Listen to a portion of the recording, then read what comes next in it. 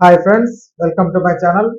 కొత్త రేషన్ కార్డులు వచ్చిన వారు వెంటనే ఈ పని చేయండి, లేదంటే రేషన్ ఇవ్వరు.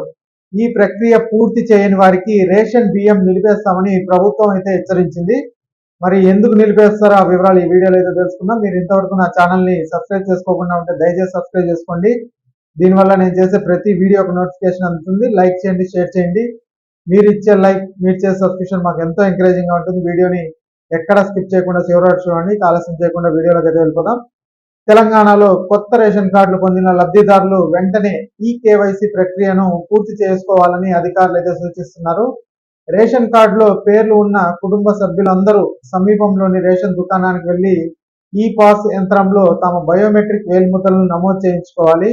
ఈ కేవైసీ చేయించుకోని వారికి భవిష్యత్తులో రేషన్ బియ్యం నిలిపివేస్తామని కేంద్రం గతంలోనే స్పష్టం చేసింది. ఇటీవల మంజూరైన కొత్త రేషన్ కార్డులకు సెప్టెంబర్ కోటా బియ్యం కూడా విడుదలయ్యాయి. గత 2 ఏళ్లుగా ప్రభుత్వం పలుమార్లు ఈ కేవైసీ గడువును పెంచుకుంటూ వస్తుంది. పాత కార్డుల్లో చేర్చబడిన కొత్త కుటుంబ సభ్యులు కూడా ఈ కేవైసీ అయితే చేయించుకోవాల్సి ఉంటుంది. ఇక ఈ కేవైసీ ప్రక్రియలో కొంతమంది లబ్ధిదారులు ఇబ్బందులు ఎదుర్కొంటున్నారు. ముఖ్యంగా ఆధార్ అప్డేట్ సరిగ్గా జరగకపోవడం వల్ల ఈ సమస్యలు అయితే వస్తున్నాయి. ముఖ్యంగా చిన్నపిల్లలకు సంబంధించి ఈ కేవైసీ ప్రక్రియలో ఈ సమస్య ఎక్కువగా ఉంటుంది.